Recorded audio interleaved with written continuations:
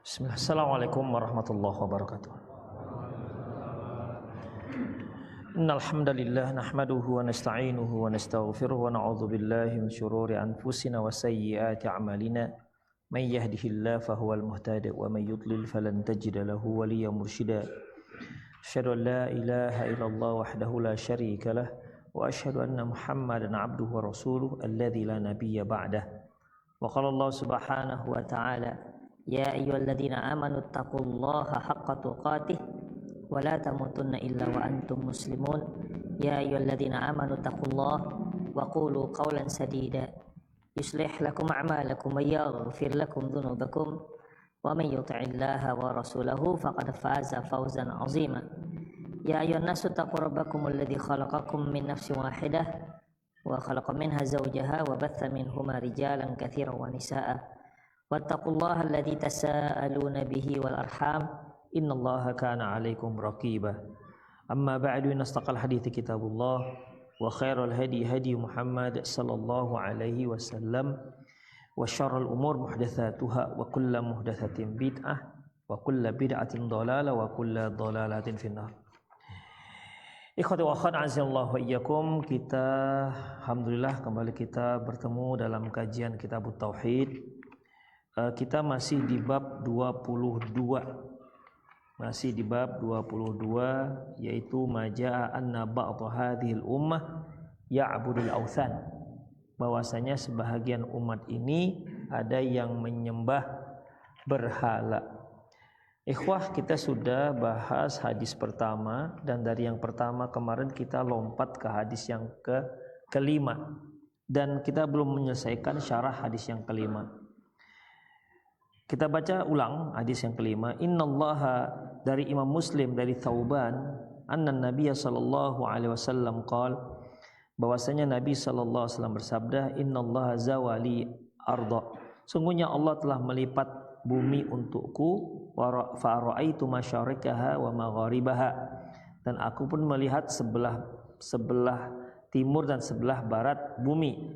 Wa inna ummati sayabulughu mulkuha ma zuwiyali minha, sesungguhnya umatku akan menguasai, kekuasaan mereka akan sampai ke belahan bumi yang aku lihat.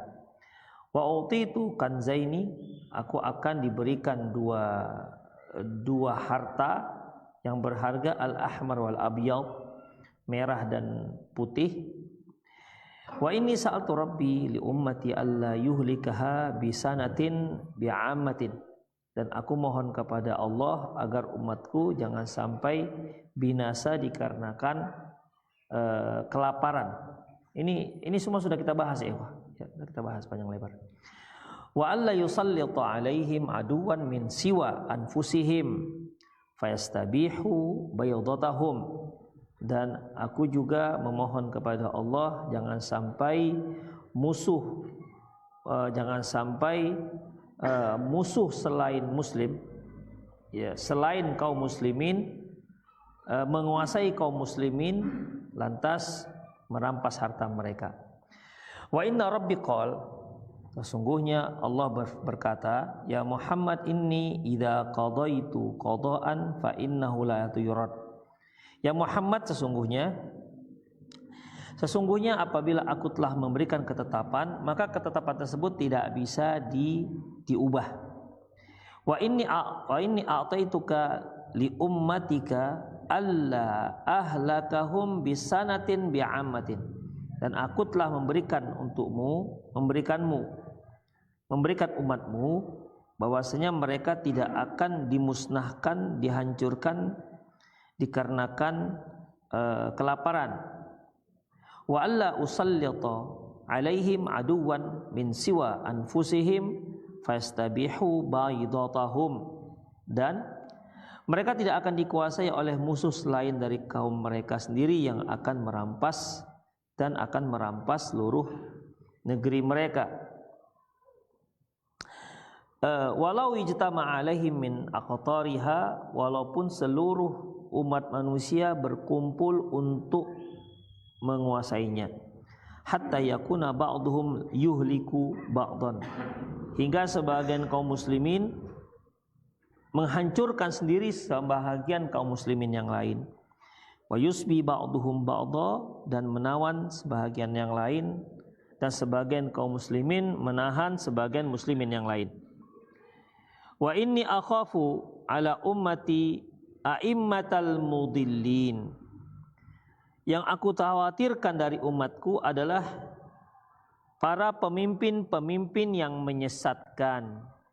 Wa idza waqa'a alaihimus saif, apabila terjadi pertumpahan darah di antara mereka, lam yurfa ila yaumil qiyamah, maka itu tidak akan berakhir hingga hari kiamat.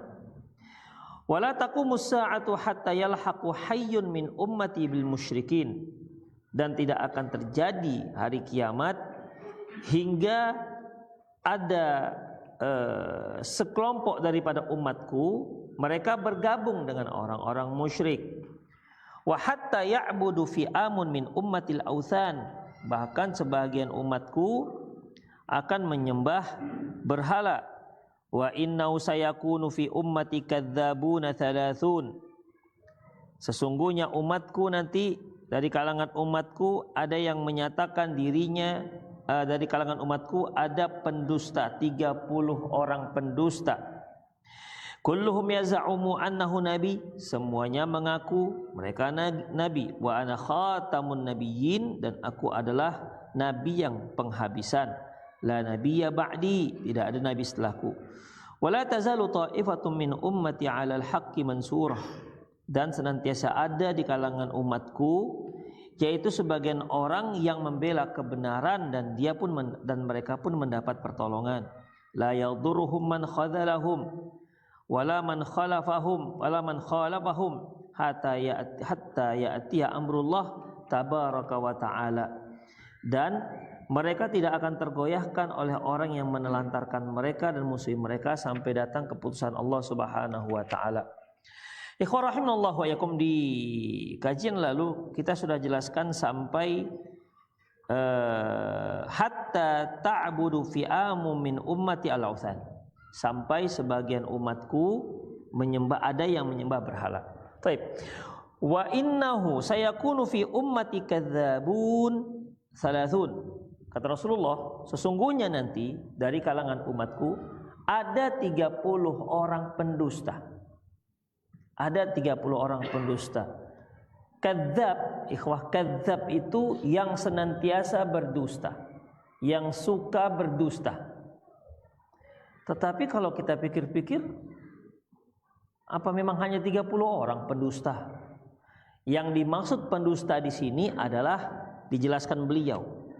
Kalau nggak ada penjelasan ini, kita menjadi tertanya-tanya, apakah selama 14 abad Islam ini hanya 30 orang pendusta? Padahal begitu banyak pendusta. Demikian ikhwah. Apalagi yang berdusta. Saya kira hampir semua dari kita pernah berdusta, bohong. Coba di sini ada nggak selama masa hidupnya 2 kali aja bohongnya, 2 kali? Coba, ada? Nggak usah banyak-banyak, 2 kali aja. Ada? 1 kali? Atau mungkin nggak pernah? Nah kan demikian. Satu hal yang kita pernah alami, mungkin kita lupa, tapi kita yakin kita pernah bohong. Mungkin pada waktu kita tak sengaja berbohong atau terdesak hingga harus berbohong, tapi kita berbohong. Jadi bagaimana? Apakah memang hanya 30? Di sini disebutkan kadzabun. Yang dimaksud pendusta, kadzab ikhwah, itu sighah mubalaghah. Kalau seorang yang berdusta itu dengan kadzibun. Kadzibun.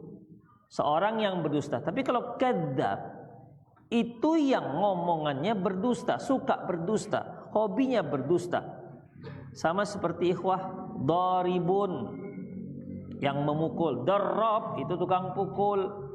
Ya, itu tukang pukul. Amiratun itu yang menyuruh. Ammarah yang senantiasa menyuruh. Ada yang untuk ingat kalimat ammarah? Ada? Yang mengingat di ayat ada ammarah? Hah?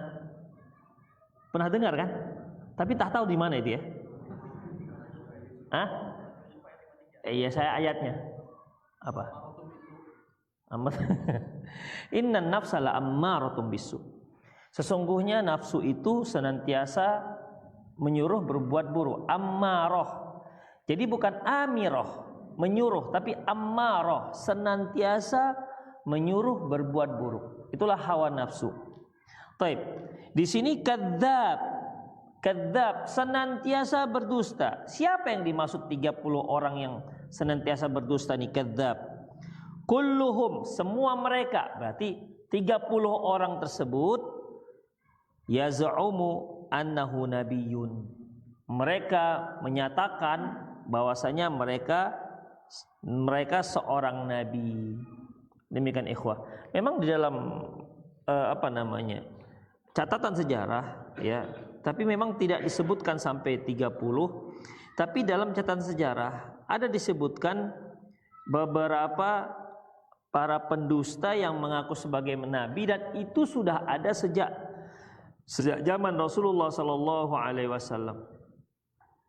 Ya, itu sudah ada sejak zaman Rasulullah Sallallahu Alaihi Wasallam.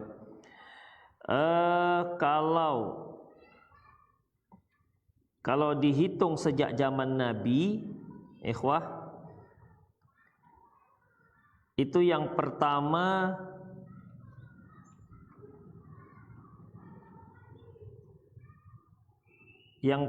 yaitu Al-Aswad Al-Ansi.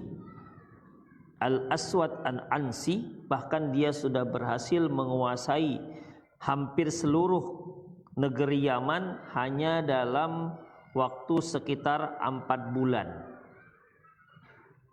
Dan dia ada pada zaman Rasulullah Sallallahu Alaihi Wasallam. Jadi ketika Rasulullah SAW menyatakan kerasulannya, dia pun nggak mau kalah. Awak pun Rasul kok, katanya begitulah kira-kira. Dia pun nggak mau kalah. Akhirnya Rasulullah Sallallahu Alaihi Wasallam menyuruh seorang sahabat untuk melawan, ya, untuk memerangi Al-Aswad Al-Ansi, dan akhirnya dia pun terbunuh di rumah sendiri. Ya. Kemudian Tulaihah bin Khuwailid Al-Asadi. Ini juga nabi palsu setelah Al-Ansi tadi. Tapi Tulaihah ini sempat masuk Islam. Sempat taubat pada masa kekhalifahan Umar bin Khattab. Kemudian ini yang paling masyhur karena memang pertempurannya sangat dahsyat. Para sahabat melawan pasukan Musailamah itu sangat dahsyat. Musailamah Al-Kadzab. Dia seorang yang juga berasal dari negeri Yaman, dan dia menyatakan kenabiannya itu pada masa kekhalifahan Abu Bakar. Dan dia memiliki pasukan sekitar 40.000 pasukan. Jadi banyak pasukannya. Dan Abu Bakar menyuruh Khalid bin Walid, Ikrimah bin Abi Jahal untuk memeranginya. Dan dia pun akhirnya terbunuh dengan tombak. Siapa? Yang pernah membunuh Hamzah? Al-Wahsy. Ya, Al-Wahsy. Jadi Wahsy ini ikhwah, setelah dia masuk Islam, dia berazam, bertekad bahwasanya tombak ini telah membunuh salah seorang yang dicintai Rasulullah. Dia ingin dengan tombak ini akan membunuh orang yang paling dibenci dalam Islam. Pada waktu itu orang yang paling dibenci dalam Islam adalah Musailamah Al-Kadzab. Ya, Musailamah Al-Kadzab. Dan Wahsy bin Harb radhiyallahu anhu akhirnya berhasil membunuh Musailamatul Kadzab dengan tombak yang dia gunakan membunuh Hamzah bin Abdul Muttalib. Kemudian ada Nabi Sajah bintil Harith. Nah, ini nabinya perempuan. Ya. Nabi ini perempuan. Jadi dia juga pandai sihir. Dengan kepandaian sihirnya dia menyatakan dirinya sebagai nabi. Sajah namanya. Sajah ini akhirnya dilamar oleh Musailamah. Jadi suami istri nabi. Nah, kan keren itu. Persamaan gender. Suami istri Nabi. Musailamah mati ditombak oleh Wahsy, tapi Sajah sempat taubat dan kembali ke dalam Islam. Namun bagaimana akhir kehidupannya Allahu alam. Tapi dalam sejarah disebutkan dia akhirnya dia akhirnya masuk Islam, kembali taubat, ya, taubat dari kenabiannya. Itulah si Sajah. Kemudian Al-Mukhtar bin Abi Ubaid Ats-Tsaqafi. Ini nabi palsu yang muncul pada masa tabi'in, pura-pura sebagai seorang Syiah yang berhasil menarik pengikutnya. Dan Al-Haris As-Sa'di Al-Kadzdzab. Kemudian setelah itu Mirza Ghulam Ahmad. Pernah dengar? Nah, pengikutnya sampai sekarang masih ada. Apa pengikutnya? Ahmadiyah. Ya. Mirza Ghulam Ahmad ini dia menyatakan dirinya sebagai nabi yang ke-26. Menyatakan dirinya nabi ke-26. Dan dia mentakwilkan ayat firman Allah Subhanahu wa taala, maka Muhammadun aba ahadim mir rijalikum walakin Rasulullah wa khataman nabiyyin. Sesungguhnya tidaklah Muhammad itu ayah dari salah seorang kalian, tapi dia adalah wakil Rasulullah, tapi dia adalah utusan Allah, wa khataman nabiyyin, dan khatamnya para nabi.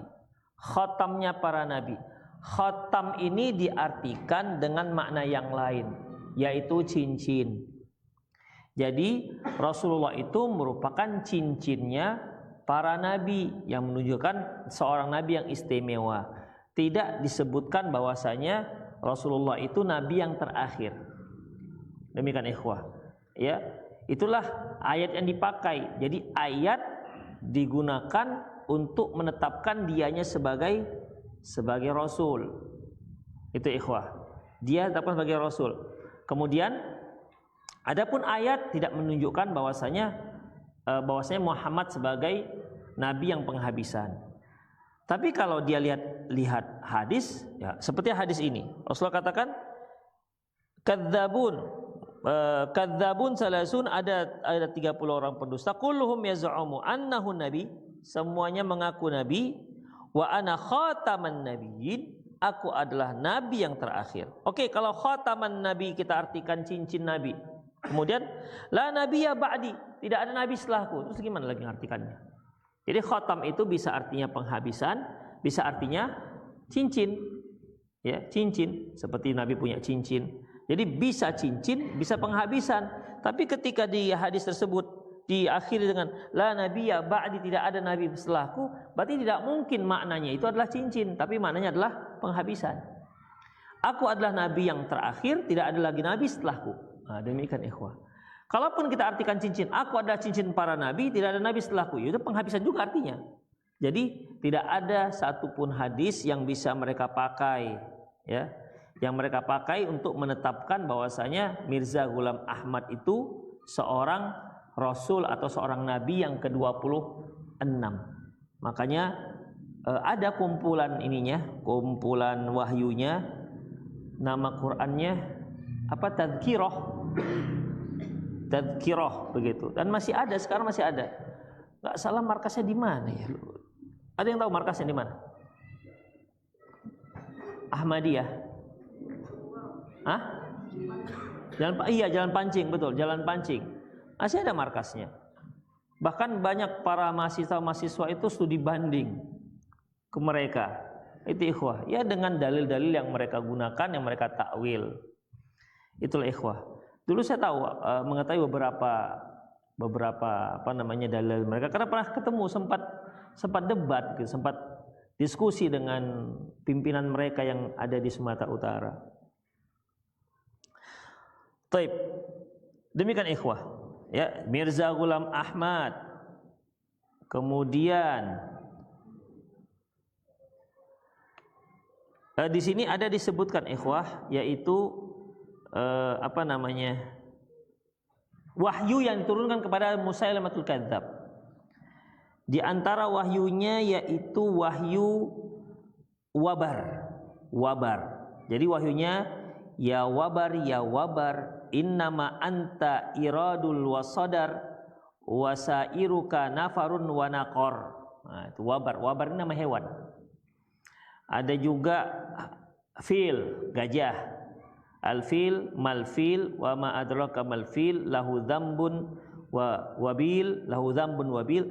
Lahu dzambun wabil itu artinya lahu dzambun wabil, dia punya ekor yang kecil, wa khurtumut tawil, dan belalainya panjang. Wa inna dzalika min khalqi rabbina laqalil. Sesungguhnya ciptaan Allah seperti ini sedikit. Tuh, dia hobi punya surat-surat nama binatang. Terus ini difda, kotok, kata, kodok. Ya difta, ya difda, bintal difda'ain. Wahai kodok, anak daripada dua kodok. Ya kan kodok ada suami istri. Intinya kan pasti ada jantan, ada betina. Pasti orang tuanya dua. Demikian. Itulah dia. Ya difta, bintul diftain. Ya, masya Allah, apa namanya? Sastranya tinggi kali memang. Kodok, anak dua kodok.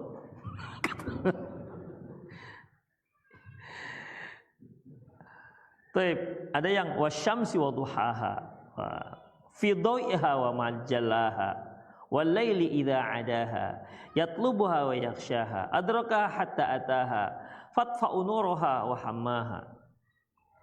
Ada yang tahinatut tahna. Kalau kita kan ada wanaziatu gharqa, ada yang surat apa yang sebelum surat Tur apa? Wadzariyati dzarwa, itu kan. Kalau dia wattahinati tahna, tahinat ini ikhwah tepungnya ditumbuk. Wattahinatu tahna wal ajinatu ajna, dan adonan yang diadon, mantap kali pokoknya. Wal khabiratu khabra watsaridatu sarda wal laqimatu laqma. Kalau sarda itu gulai, yang roti yang ditaruhkan ke gulai. Nah, itu yang direndam gulai. Laqimatu laqma itu menyuap. Dan seterusnya lah. Biar aja lah dia buat. Tapi begitulah ikhwah rahimanallahu wa iyyakum. Jadi intinya bahwasanya yang namanya nabi-nabi palsu ini sudah ada. Dan nabi-nabi ini ikhwah rahimanallahu wa iyyakum itu sampai, ya, nabi-nabi seperti ini sampai pada Indonesia juga ada. Ya.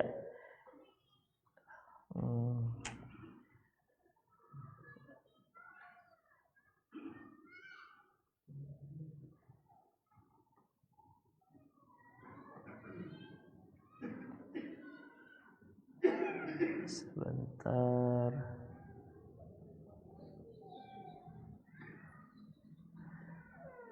Baik, untuk orang Indonesia ada beberapa nabi yang tercatat dalam sejarah. Di antaranya yang paling masyhur itu Lia Eden. Lia Eden lah. Yang pertama nabi yang tercatat yaitu Gus Jari bin Supardi. Supardi orang Jawa. Nabi orang Jawa.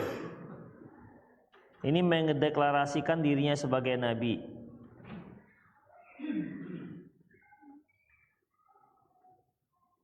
Dan dia menyebut dirinya sebagai Nabi Isa. Kemudian Lia Eden. Lia Eden ini menyatakan anaknya itu Nabi Isa. Jadi dianya Nabi, anaknya Nabi Isa. Aduh, banyak penghalang.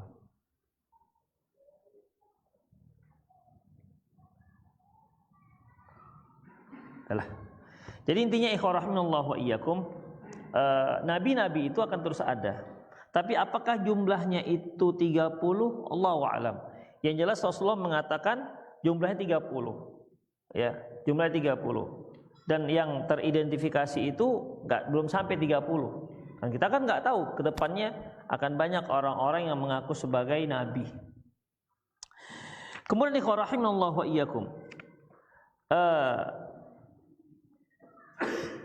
Kemudian Rasulullah SAW mengatakan lagi bahwasanya wala tazalu ta'ifatu min ummati 'alal haqqi mansurah, dan sesungguhnya umat ini akan senantiasa di kalangan umat ini ada sekelompok orang yang senantiasa berada di atas kebenaran, mansuratan, yang tetap ditolong oleh Allah Subhanahu wa taala. Ini menunjukkan ikhwah bahwasanya di kalangan umat Islam itu tetap ada orang-orang, kelompok-kelompok yang memang senantiasa menegakkan kebenaran, berupaya menghidupkan sunnah Nabi Shallallahu Alaihi Wasallam. Senantiasa ada. Ya, terkadang ada kelompok seperti ini awalnya bagus, lama-lama terjadi kemerosotan. Nanti muncul lagi yang mulai perbaharu lagi begitu. Jadi tetap ada. Ya, kalau kita lihat kan terkadang awal-awal sebuah kelompok, sebuah jamaah, awal-awalnya kita lihat memang benar-benar menjunjung tinggi sunnah Rasulullah SAW. Tapi lama-kelamaan dia bisa berubah. Lama-kelamaan bisa berubah. Apalagi ketika sudah mulai ramai, mulai banyak, kemudian banyak keinginan, banyak mulai pemikiran, pertimbangan maslahat mudarat, akhirnya terjadilah pergeseran demi pergeseran. Itu ikhwah. Terjadi pergeseran demi pergeseran. Orang-orang yang militan mulai terkikis. Kalau sudah banyak berarti dunia sudah mulai masuk, keinginan dunia itu sudah mulai masuk. Beda halnya di awal-awal perjuangan, sama sekali tidak ada memikirkan dunia. Ketika dia sudah mulai ramai, mulai banyak, maka muncullah dakwah tapi dunianya masuk, begitu, dunia masuk.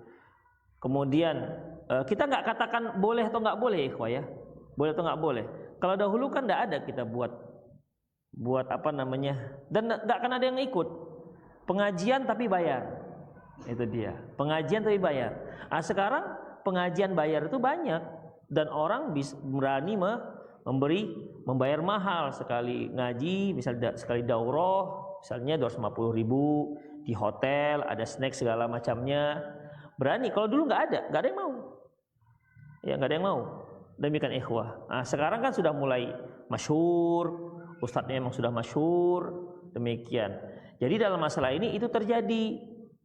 Kita nggak bicara masalah ini ya, masalah boleh nggak bolehnya. Tapi itu tidak ada di awal-awal dakwah, tidak ada. Berarti kan memang sedikit demi sedikit sudah mulai bercampur dengan dunia. Ya, masalah ikhlas nggak ikhlas tuh urusannya masing-masing lah. Tapi begitulah kondisinya. Kalau di awal-awal dulu mau dunia dia nggak ada, ya nggak ada. Itu ikhwah rahimallah, itulah dia. Jadi bergeser. Nanti muncul lagi orang-orang yang memang mau menegakkan lagi sunnah dengan murni. Lama kelamaan ramai akan bergeser lagi, begitu ikhwah. Jadi namun tetap ada kelompok-kelompok yang memang orang zahirina 'anil haq, senantiasa berada di atas kebenaran, memegang kebenaran. Mansurah, dan dia mendapat pembelaan dari Allah Subhanahu wa taala.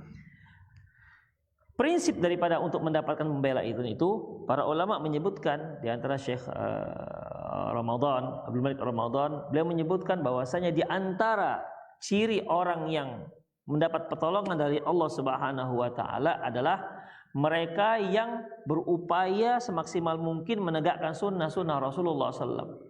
Dan itu sejak dari dulu. Makanya ketika Allah Subhanahu wa taala berkata kepada Nabi Musa, antuma wa manittaba'akuma humul ghalibun. Kalian berdua, maksudnya Musa dan Harun, kalian berdua, wa manittaba'akuma, dan orang-orang yang mengikuti kalian berdua humul ghalibun.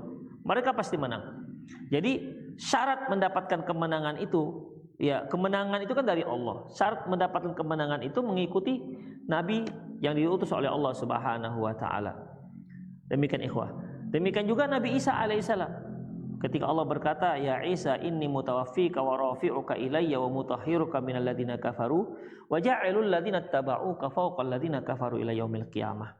Allah berkata, "Ya Isa, inni mutawaffika." Isa, aku membuatmu tidur. Wa rafi'uka ilayya, dan aku angkat kamu kepadaku.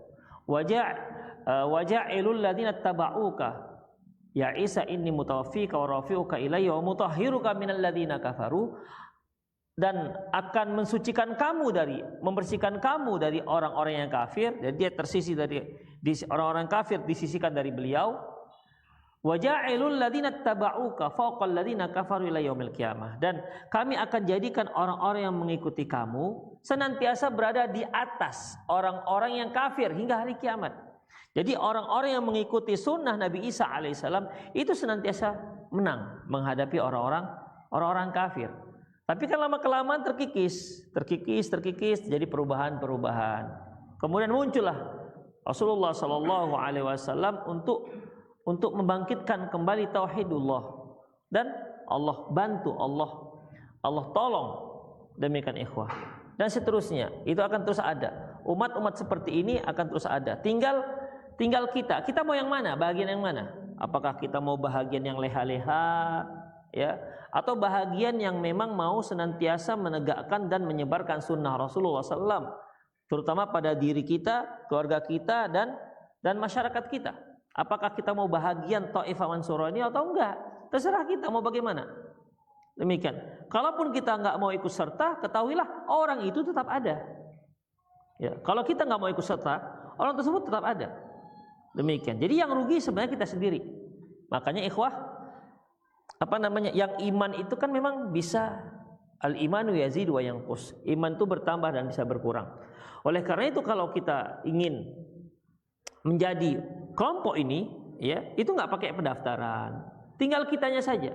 Kita mau nggak menghidupkan? Kita tahu, kita sudah punya ilmu. Kita mau nggak menghidupkannya di diri kita dan keluarga kita? Demikian ikhwah. Kita introspeksi, mungkin dulu kita semangat, sekarang kenapa nggak semangat? Dulu istri kita bagus, kenapa nggak bagus? Dulu anak kita bagus, kan kenapa nggak bagus? Kenapa ini semua? Gitu ikhwah. Jadi semua itu harus dievaluasi dan dikembalikan kepada porsi yang kita tahu mana yang benar. Dan kita harus berusaha. Yang namanya manusia tetap ada kegagalan. Yang namanya manusia tetap ada yang namanya godaan-godaan. Demikian ikhwah, ya. Mungkin dunia yang kita kejar-kejar tidak sesuai dengan ekspektasi kita, sehingga karena mungkin kecewa, nggak tahu tak kecewa dengan siapa, akhirnya terkait dengan agama. Akhirnya mulai kendur. Ketika kendur, dapat teman-teman yang kendur, sudahlah jadi bubur dia. Akhirnya betul-betul kendur. Demikian. Ya, jadi kalau ketika dia kendur, namun dia tetap berteman dengan orang-orang yang tetap istiqomah, insya Allah dia cepat kembalinya. Tapi ketika dia kendur, kemudian dia meninggalkan orang-orang istiqomah, malah bergabung dengan yang tidak istiqomah, lama-lama dia akan larut. Syukur-syukur dia mau bangkit, syukur-syukur dia mau balik. Kalau dia nggak balik-balik, hanyut habis. Demikian ikhwah. Jadi Rasulullah mengatakan la tazalu ta'ifatu min ummati 'alal haq, bahwasanya tetap ada sekelompok umatku ini, tetap mereka itu memegang, membela kebenaran. Mansurah, yang senantiasa mendapat pembelaan, pertolongan dari Allah. La yadurruhum man khazalahum, dan mereka tak tergoyahkan oleh orang-orang yang menelantarkan mereka, tak tergoyahkan dengan orang-orang yang mengejek-ngejek mereka. Demikian ikhwah. Dulu kita kuat, misalnya dibilang teroris lah, dibilang wak jenggot lah, dibilang kebanjiran lah, dibilang sawit ninja lah, demikian. Kita bertahan misalnya. Kemudian setelah itu gimana? Setelah itu gimana jadinya? Apakah kita mau seperti dulu ataukah kita ikut larut dengan masyarakat? Demikian ikhwah. Ya, apalagi kan salafiyun itu sudah terlalu banyak orangnya. Di dalamnya itu macam-macam karakternya. Ya, macam-macam karakternya sesuai dengan apa latar belakangnya. Ada yang dari selebritis. Ya, paling tidak kalau dia dari selebritis masih ada terbawa-bawa artisnya kan. Kalau dia bekas penyanyi, kan nggak bisa dia 100% meninggalkan nyanyinya. Tetap adalah nyanyinya dikit. Demikian. Antum aja mungkin yang sudah meninggalkan lagu 25 tahun, kemudian pergi ke mall, tiba-tiba terdengar musik, kan langsung murojaah dia kan. Langsung murojaah dia. Iya betul. Langsung bait syairnya langsung datang lagi dia. Datang lagi, habis ini. Demikian ikhwah. Ada koneksinya langsung ada, pas sudah ditinggalkan. Demikian, itulah dia perjuangan. Ya, perjuangan. Jadi kita harus berjuang untuk itu. Untuk diri kita, keluarga kita, masyarakat kita harus tetap berjuang. Demikian. Apakah kita mau larut? Ya kita rugi sendiri. La yadurru man khazalahum. Tidak membahayakan mereka, tidak mempengaruhi mereka siapa saja yang menghina mereka. Wala man khalafahum, dan siapapun yang menghina mereka dan menyelisihi mereka. Hatta ya'tiya amrullah tabaraka ta'ala, sampai datang keputusan Allah. Keputusan Allah, imma dia menang atau dia mati. Itu aja ikhwan. Ya. Karena itu targetnya. Ketika dia istiqomah di atas sunnah Rasulullah sallallahu alaihi wasallam, di tengah-tengah masyarakat yang tidak mengerti dengan sunnah, di tengah-tengah masyarakat yang jahil dengan sunnah, di tengah masyarakat yang senantiasa menuduh dia dengan berbagai macam tuduhan-tuduhan. Demikian ikhwah. Apakah dia bisa bertahan apa tidak? Bertahan apa tidak? Di saat masyarakat baik dengan dia, tapi diundang untuk tahlilan. Nah, gimana? Tetangga saya baik. Kalau kita nggak enak dengan tetangga, mungkin nggak cakepan, bolehlah. Ini kita baik dengan tetangga. Saking baiknya kita diundang untuk tahlilan misalnya, atau untuk acara-acara yang bid'ah. Gimana? Kan sulit nolaknya. Ditolak tetangganya baik kali, sering ngirim-ngirim lontong, lupis. Awak nggak pernah balas. Kalau dikirimi lupis, jazakallah khairan aja gitu kira-kira. Demikian termakan jasa, ya udahlah, datanglah, paling nggak di teras-teras lah, kan gitu. Menunjukkan kita itu hadir, hidung saya ada. Nah, begitu. Ya, bertoleransi seperti itu ikhwah. Akhirnya ya pelan-pelan tergeser. Demikian, tergeser. Makanya sebuah organisasi yang tadinya sangat tegas dengan tahlilan, lama-lama ikut tahlil, tapi organisasi tetap.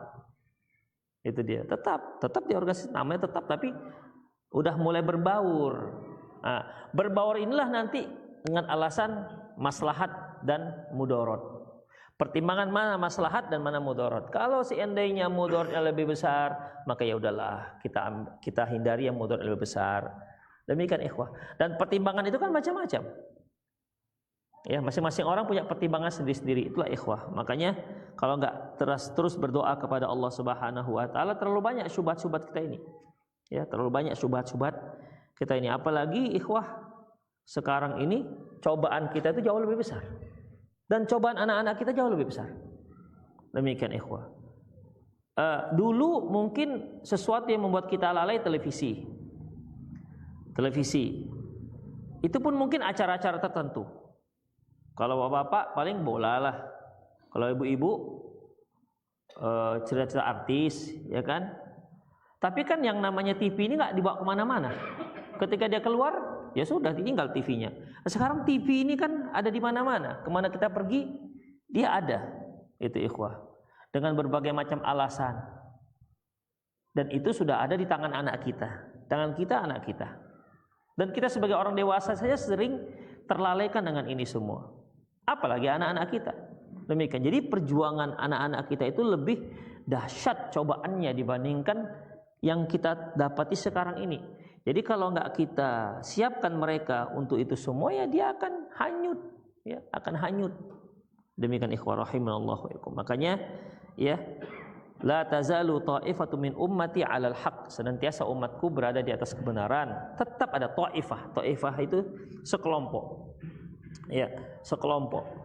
Mereka tetap berada di atas kebenaran dan mendapat pertolongan dari Allah Subhanahu wa ta'ala. Itulah ikhwah hadis Rasulullah sallallahu alaihi wasallam yang sebenarnya inti daripada penempatan hadis ini, yaitu sabda Nabi, hatta ta'budu fi'amun min ummati al-awthan, sampai nanti sebahagian umatku ada yang menyembah berhala. Dan sekarang kan memang sudah terbukti, dia KTP-nya Islam tapi seperti penyembah berhala, bahkan dikatakan menyembah berhala. Berhala itu kan awthan. Kalau awthan itu kan memang berhala. Dan dia itu bukan hanya bentuk patung, ya. Semua yang disembah, apapun dia, maka berhalalah itu. Demikian ikhwah, berhalalah itu. Jadi ada yang paling masyhur itu di kalangan kaum muslimin sedunia, ya, yaitu kuburan. Berhala dalam bentuk kuburan. Demikian ikhwah. Makanya di awal Islam Rasulullah melarang para sahabat itu ziarah kuburan. Kenapa? Kuburan ini riskan, ikhwan. Kuburan ini merupakan tempat yang paling riskan, yang awal muasal munculnya berhala.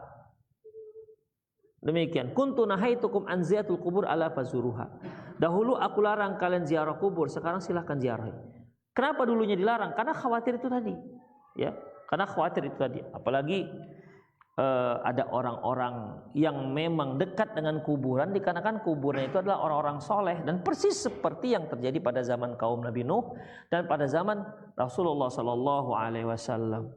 Itulah ikhwah rahimanallahu wa iyyakum. Ya, makanya muncullah ayat ini. Ada di kalangan umatku itu yang mereka itu menyembah berhala. Jadi artinya apa ikhwah? Artinya bukan berarti kalau sudah masuk Islam berarti dia pasti nggak menyembah berhala. Enggak. Akan ada godaan-godaan. Demikian. Akan ada syubhat-syubhat sehingga menyeret dia melakukan apa yang dilakukan oleh orang-orang musyrik Quraisy pada waktu itu. Bahkan bisa lebih parah dibandingkan mereka. Lebih parah dibandingkan mereka. Seperti yang telah kita ulas bahwasanya orang-orang Quraisy terdahulu mereka nggak meyakini kalau berhala itu memberi rezeki. Tapi mereka, keyakinan mereka dengan menyembah berhala ini, nanti berhala inilah yang ngasih tahu pada Allah. Demikian. Apa yang kita minta. Tapi yang sekarang ini bukan seperti itu. Meyakini yang disembah itulah yang memberikan apa yang diminta. Lebih parah ikhwah. Ya, lebih parah. Apalagi untuk Indonesia yang memang negerinya asalnya adalah negeri yang beragama animisme, dinamisme kan, nyembah batu, nyembah pelbegu, jin tomang dan lain-lainnya. Itulah dia ikhwah. Dan masih ada tersisa-sisanya itu masih ada. Makanya ketika Islam berkembang dibuatlah sebuah film dokumentasi, ya ada ilmu-ilmunya itu, dan sampai sekarang konotasi kalau orang alim punya jenggot, kemudian dia punya ilmu, bisa tiba-tiba menghilang. Zuhurnya di Medan, asarnya di Mekah. Itulah kira-kira. Ini kan bahasa-bahasa yang sudah dari dulu kita sejak kecil kita dengar. Zuhur di Medan, zuhurnya di Medan. Oh mana? Sholat asar mana syekh kita? Oh lagi sholat asar di Mekah. Dia nggak tahu ketika asar di Medan, zuhur pun belum masuk di Mekah sana. Kalau dulu bisa dibohong-bohongi kan? Sekarang kan nggak bisa. Kita zuhur jam berapa? Jam 4. Jam 4. Di sana masih jam 12. Berarti kalau asar jam 4, di sana jam 12. Berarti zuhur pun belum masuk di sana. Jadi kalau dikatakan, mana syekh kita? Oh kabar-kabarnya sedang pergi ke Mekah, mau sholat asar di Mekah. Kan udah jelas pembohongan publik. Demikian ikhwah, itulah dia. Dan cerita-cerita seperti ini kadang-kadang saya dapat postingan masih ada. Saya kira udah nggak ada, memang jarang-jarang, karena memang jarang-jarang juga kita memfollow orang-orang seperti ini. Tapi ada, masih ada ternyata ikhwah, masih ada. Yang kita baca, ya Allah masih ada orang ngaku seperti ini. Itu kan pernah saya katakan bahwasanya syekh dia tasyahud, begitu tasyahud fana, tersadar setelah 40 hari. Jadi kalau 1 Januari dia tasyahud, tersadar nanti 10 Februari. Udah 10 Februari. Terus ngapain aja itu 40 hari itu? Itulah ikhwah. Dan ini masih banyak. Dan memang orang-orang yang memang stylenya itu memang style orang alim, bergamis, bersorban, pakai tasbih. Tasbih selalu ada di sini. Ya, dimainkan terus, nggak tahu apa tasbih apa nggak, dia muter terus. Begitu. Ada demikian ikhwah rahimanallahu wa iyyakum. Itulah dia kenyataannya. Jadi, sehingga orang-orang alim itu identik dengan dia bisa ilmu-ilmu seperti itu. Dengan menyatakan itu adalah ilmu putih. Itu dia. Jadi ilmu putih inilah yang nanti akan melawan sihir-sihir seperti mak lampir dan gerandong itu. Itulah dia. Ini ilmu hitam. Ilmu putih. Padahal semuanya ilmu hitam semua. Itu ikhwah rahimanallah, dan itu memang masih ada yang seperti itu dan masih banyak.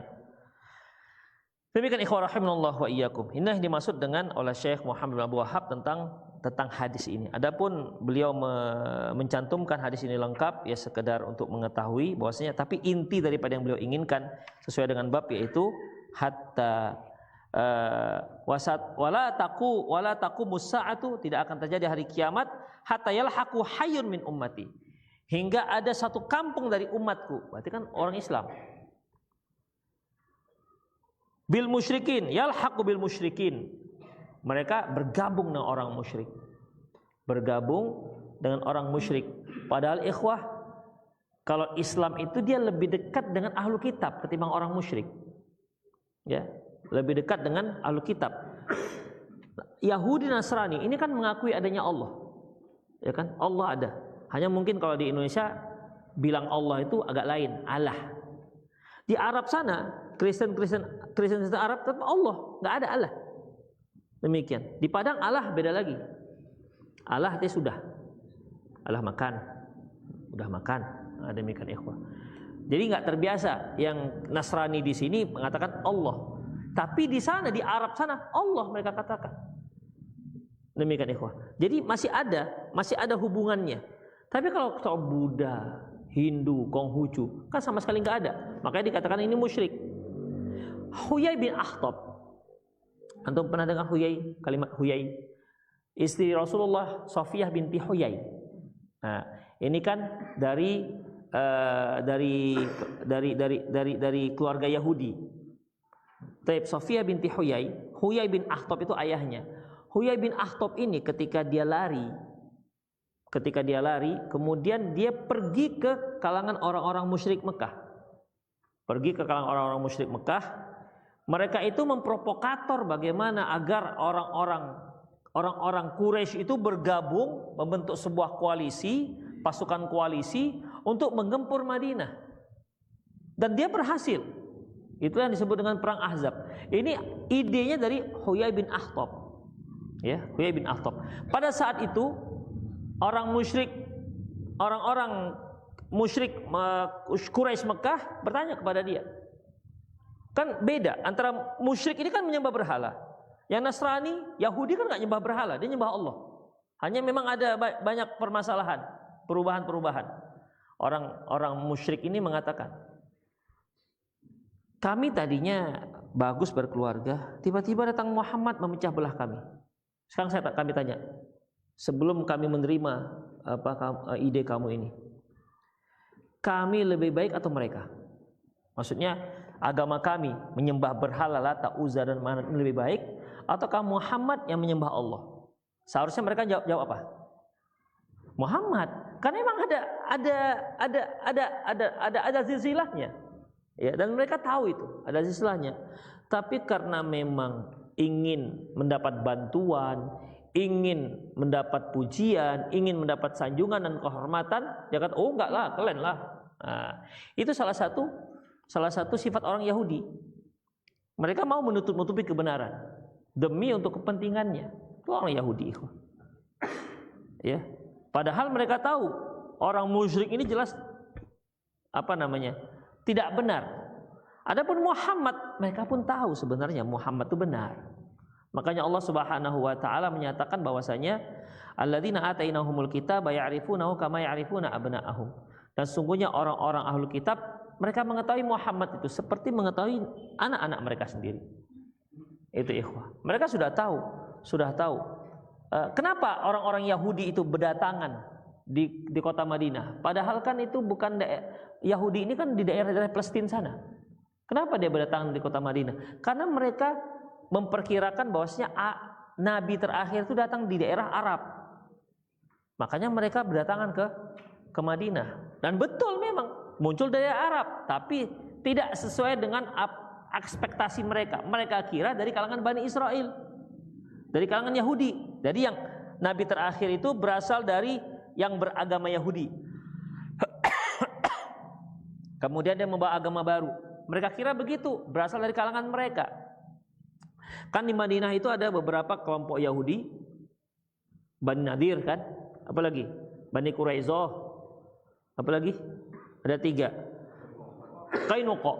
Ini orang Yahudi, ya orang Yahudi. Mereka kira dari kalangan mereka, ternyata yang muncul dari kalangan orang Arab yang mereka ancam-ancam.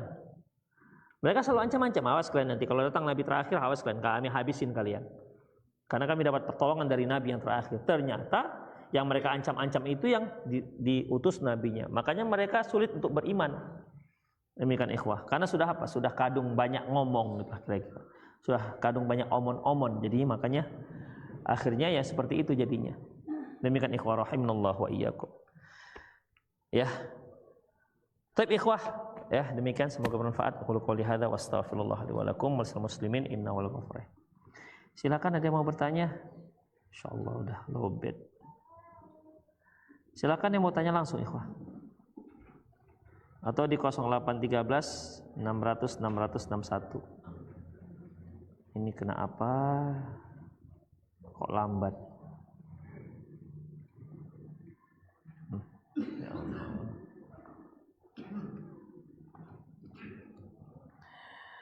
Baik, saya baca dulu. Ustadz, bisakah jelaskan berbohong yang diperbolehkan dalam agama Islam yang dibenarkan oleh syariat?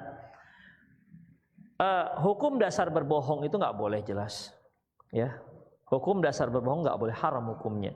Rasulullah SAW bersabda, "Alaikum iyyakum wal kadzib." Hati-hati kalian dengan dusta. Fa innal kadzba yahdi ilal fujur wa innal fujur yahdi ilan nar. Jangan, hati-hati kalian dengan dusta, karena dusta itu akan menjerumuskan kalian pada perbuatan buruk, dan perbuatan buruk itu akan menjerumuskan kalian dalam api neraka. Fa inna rajula la yakdzibu wa yataharral kadzib. Seorang yang berdusta lantas dia tetap mau berdusta hatta kataballahu indahu kadzaban, sehingga Allah katakan dia dituliskan dia kadzab. Kalau sudah Allah SWT tuliskan dia kadzab, seorang sang pendusta, maka dia akan kesulitan untuk meninggalkan dusta itu. Demikian ikhwah. Mungkin antum ada punya teman, orang ini kok mudah dusta gitu. Mungkin kita baca diri kita, iya, kita kalau mau dusta itu kan mikir-mikir lah kira-kira. Tapi ini kok mudah kali dustanya? Oh, ngomong dusta gitu. Udah makan belum? Tadi pikir enggak, pan iya gitu. Pokoknya dusta tuh nggak mikir-mikir, sudah pendusta berdarah dingin. Sudah nggak mikir-mikir lagi. Pokoknya apa itu dusta. Bohong mudah kali bohong. Demikian ikhwah, mudah kali bohong. Nah, ini gara-gara apa? Karena terlalu banyak bohong, akhirnya Allah tulis kadzaban. Itu dia. Namun ada beberapa ikhwah, ada beberapa yang dibolehkan berdusta, seperti berdusta demi untuk mendamaikan dua orang yang sedang bertengkar. Tapi ini pun harus perhitungannya benar-benar akurat. Demikian. Misalnya si A dengan si B sedang tengkar. Kita maksudnya mau mendamaikan mereka dengan cara membohongi mereka. Misalnya kita katakan kepada si A, si abang B titip salam, gitu kan. Ketemu dengan B, bang, si A titip salam. Maksud kita kan ingin mendamaikan. Kita sebelum itu harus punya perhatian, punya analisa yang kuat. Seandainya salah analisa, itu malah bisa semakin runyam. Misalnya kita katakan, bang A, bang B titip salam, ketemu si B, nggak tahan ya? Apa titip salam? Kenapa titip salam? Sorry begitu kan? Nggak ada titip salam, siapa bilang? Oh, ini berarti si C yang kan jadi tambah rancu deh jadinya, ya, tambah kacau. Kita niatnya mau memperbaiki, akhirnya muncul apa? Pojok yang ketiga, dimusuhi si C jadinya. Kenapa? Karena dia macam-macam. Jadi betul-betul punya apa? Analisa yang pas, sehingga dengan kita bohongin mereka ini, mereka bisa berdamai. Atau dengan cara apa misalnya? Mungkin mereka itu bisa lebih luluh hatinya dengan beri hadiah, gitu kan? Kita belilah hadiah, beli apalah begitu, mungkin harga-harga agak mahal sedikit, agak-agak 250.000 gitu kan. Bang, ini abang itu titip salam, ini ada hadiah ya sebagai apa, supaya nggak terjadi lagi lah yang minta maaf lah gitu kan. Demikian. Kemudian kita beli lagi yang harga 250.000, berikan kepada si B, bang, ini hadiah dari abang A, ya supaya minta maaf lah gitu. Bisa juga seperti itu ikhwah, ya. Tapi bermodal lah sedikit, gimana lagi kan? Kita yang mau mendamai-damaikan ini kan, yang bermodal kan masih mikir-mikir juga kan ikhwah. Itulah kira. Jadi bisa bohong seperti itu boleh. Yang kedua, bohongnya suami kepada istrinya, abang nikah lagi bang? Enggak. Gitu. Karena kalau dia jujur, itu istri bisa berapi-rapi dia. Bisa nyembur-nyembur apinya, keluar api dari mulut macam naga itu nanti jadinya. Jadi demi untuk meredam jangan sampai terjadi pertengkaran. Enggak deh, enggak. Siapa bilang? Abang itu setia. Demikian. Adik itu ada terukir di hati abang. Jangan khawatirlah. Di sebelahnya ada lagi. Jadi kemudian boleh nggak dosa seperti itu untuk meredam jangan sampai pertengkaran? Mengatakan enggak. Boleh nggak? Enggak berani jawab. Boleh nggak? Hah? Boleh nggak berbohong begitu? Dia sudah nikah yang kedua, tapi dia katakan ke istrinya enggak ada nikah. Boleh? Hah? Dalam masalah ini nggak boleh, ikhwah. Karena iya sengaja itu namanya.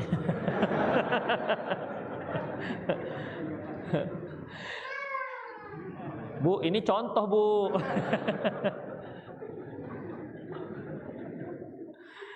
Jadi ikhwah rahimanallah wa iyyakum, ini tidak boleh. Kenapa? Karena kalau ketahuan tetap akan berabe. Yang dibolehkan dusta itu kalaupun ketahuan nggak ada masalah.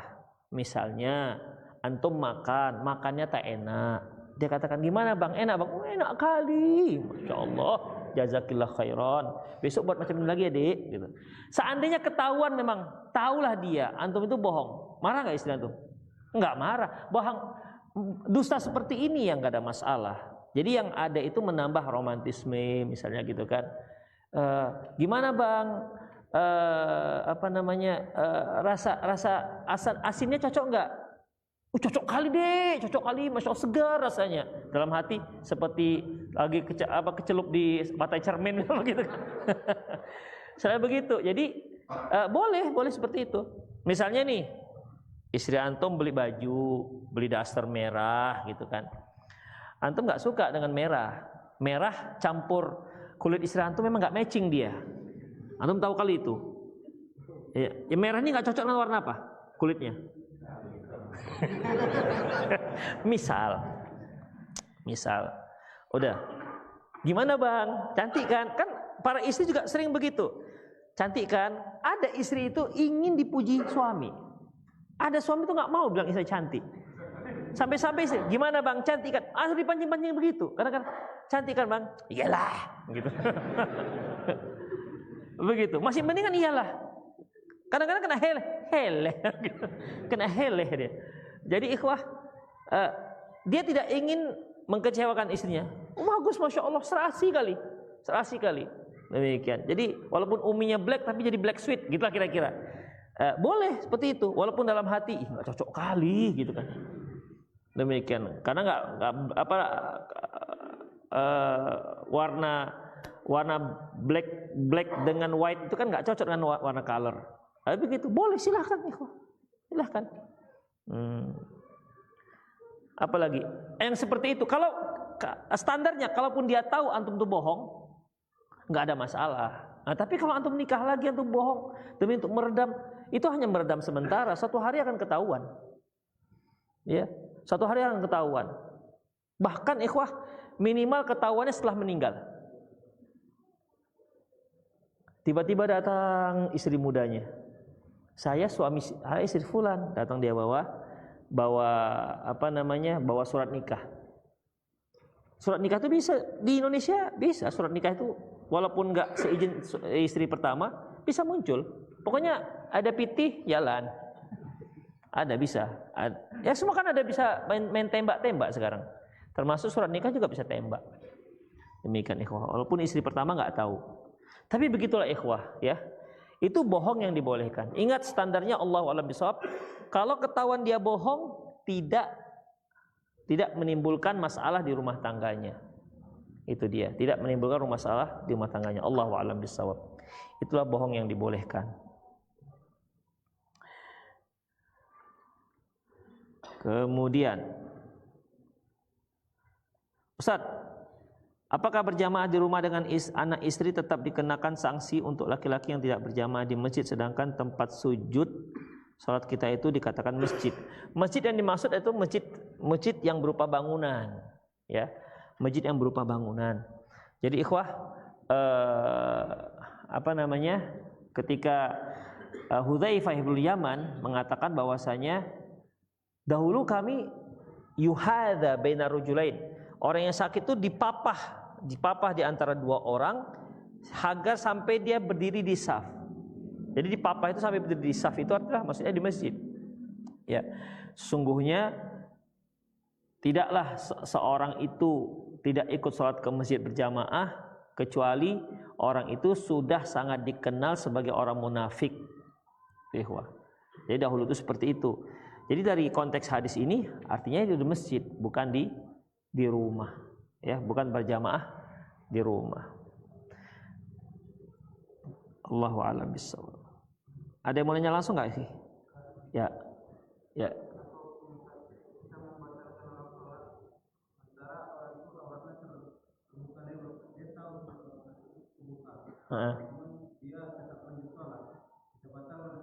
Cemana kau batalkannya? Kau tumbuk dia? Oh, mau dia? Ya bagus.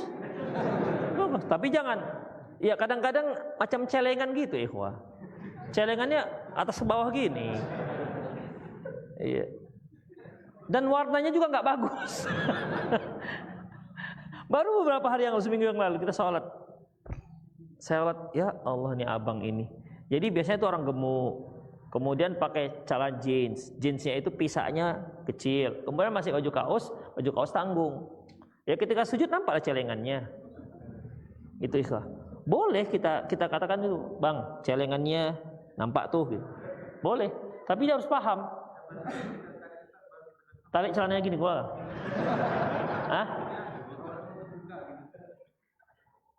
Dia mau sholat. Oh gitu. Mau dia?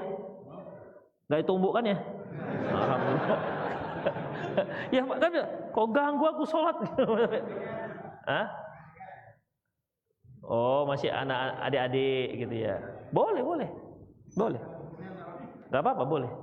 Karena sebenarnya kalau dia tahu dia biarkan, gak sah sholatnya. Ya kalau nampak celengan itu kan aurat, ikhwan. Demikian. Allahu a'lam bishawab. Nah sekarang laki-laki, kalau dulu lebih parah di awal-awal tahun 2000-an, laki-laki perempuan begitu semua. Demikian, nganggarkan celengannya di bagian belakang. Laki-laki perempuan. Alhamdulillah udah lewat itu. Fashionnya kayak gitu udah lewat. Ada lagi mau nanya?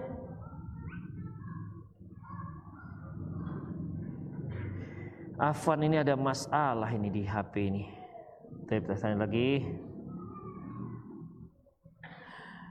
Assalamualaikum Ustaz, saya mau bertanya. Saya pernah bekerja sebagai satpam dan pernah jaga di gereja di vihara. Selama jaga di gereja dan vihara, saya sholat subuh di dalam gereja yang pernah sholat subuh di teras vihara karena pos satpamnya kecil.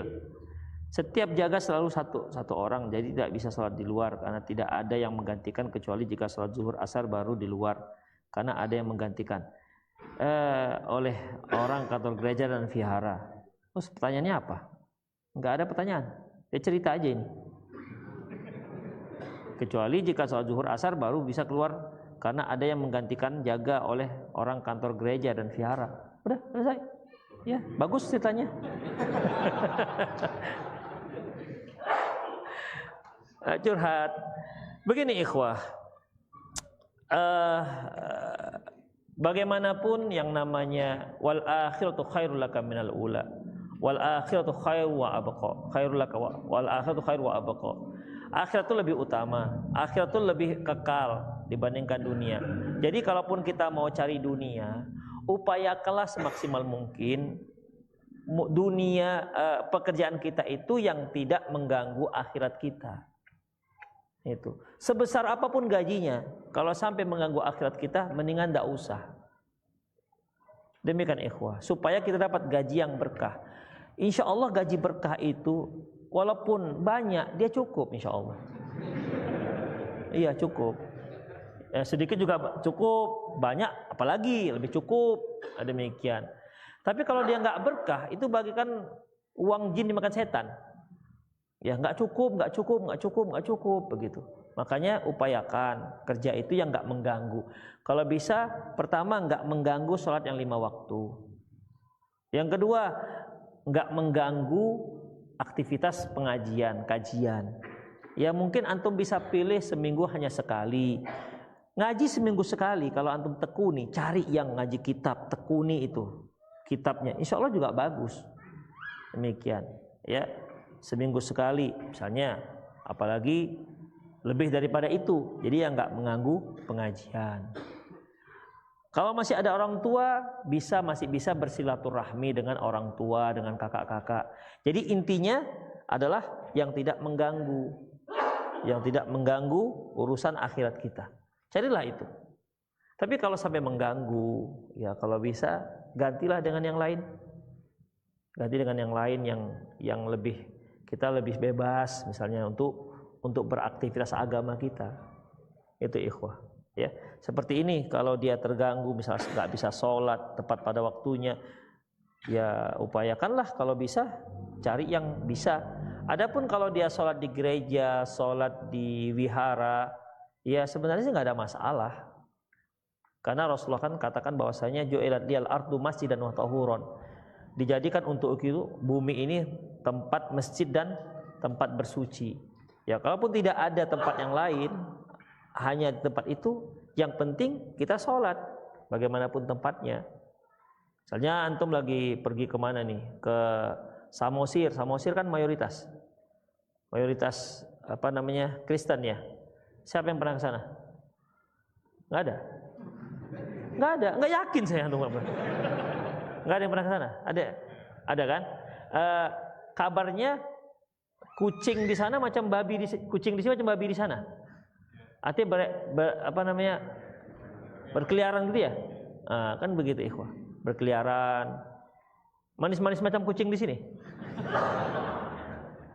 Nah itulah dia. Jadi ada tempat tinggal, kita mau sholat nggak ada misalnya, ya mau di mana lagi? Ya. Jadi kalau memang hanya di situ tempatnya bisa, nggak ada masalah. Yang penting tempatnya tidak ada tai babinya di situ. Jangan di situ ada tai babi, atau di sampingnya. Cari tempat yang steril, ya, cari tempat yang steril dari najis. Demikian ikhwah. Rahimanallah wa iyyakum. Satu lagi lah ya.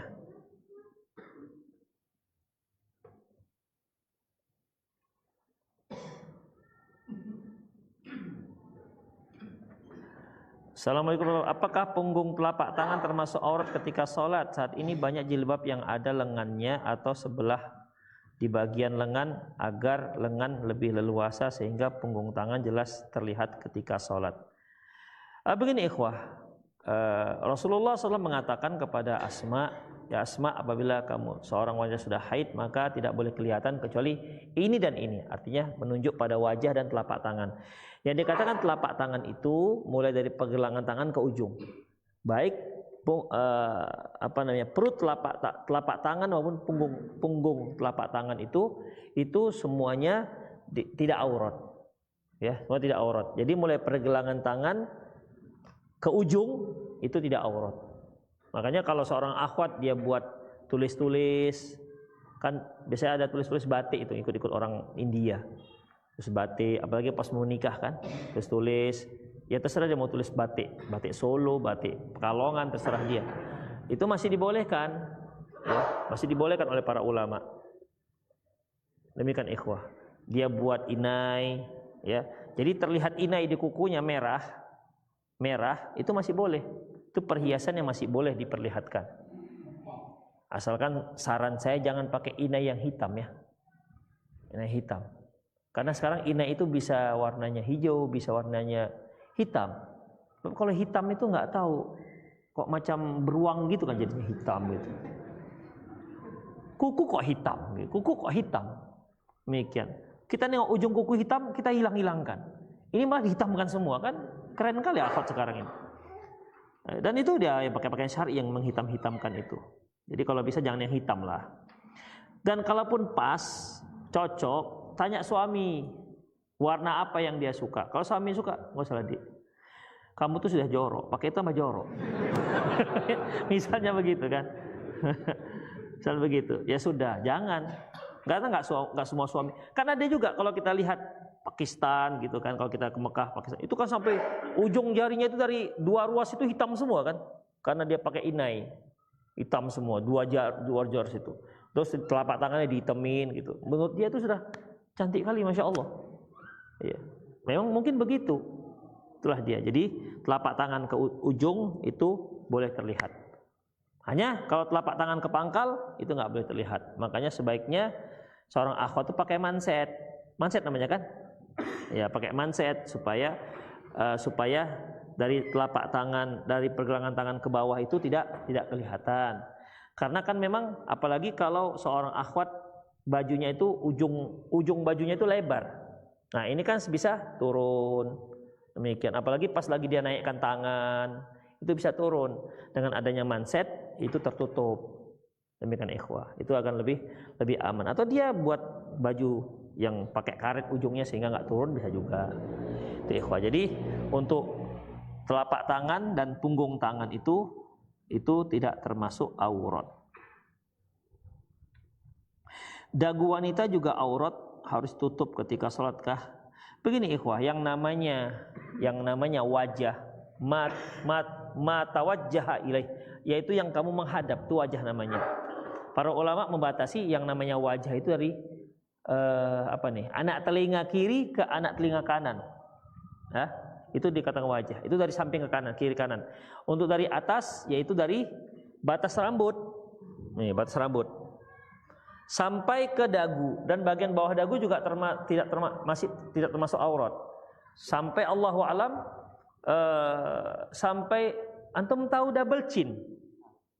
Double chin. Gak semua orang mana double chin, mana yang gemuk-gemuk. Biar saya kasih tahu double chin. Abdullah, antum sini sebentar. Antum ada double chin ya enggak? Coba gini. Bukan gini. Double chin itu di sini ada garis untuk ke bawah itu. Double chin namanya. Mereka sebutkan double chin, enggak tahu saya juga dari mana namanya. Tapi dibilang double chin tahu. Jadi dari mulai double chin ke bawah itu sudah aurat. Adapun di bawah dagu itu masih dikatakan wajah. Makanya jenggot yang tumbuh di bagian bawah ini itu disunahkan untuk ditakhlil, demikian supaya masuk ke dalamnya. Itu dia. Tapi kalau bagi yang akhwat yang mau benar-benar lebih ihtiyat lagi, dia pas ujung dagunya ini juga tidak masalah, lebih hati-hati. Demikian. Jadi dagu ini masih dikatakan dalam kategori wajah. Demikian. Sampai atas yaitu bagian batas rambut. Walaupun misalnya kalau dia misalnya hilang rambutnya sebelah sini. Kan ada yang memang macam profesor itu. Macam profesor. Udah. Jadi kalau kita basuhlah wajahmu gitu kan. Karena dia tumbuhnya begini kan nggak perlu. Cukup yang biasa tumbuh, demikian. Jadi mungkin di rumahnya, definisinya tempat tumbuh. Pinggir tumbuhnya di sini misalnya. Nah, jadi ini nggak boleh nampak.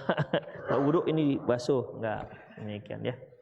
Oke lah, itu saja ikhwah. Semoga bermanfaat. Aku qouli hadza wa astaghfirullah wa lakum wa sallallahu muslimin innahu ghafurur rahim. Subhanakallah bihamdik asyhadu an la ilaha illa anta astaghfiruka wa atubu ilaik. Wa akhir da'wan alhamdulillahi rabbil alamin. Assalamualaikum warahmatullahi wabarakatuh.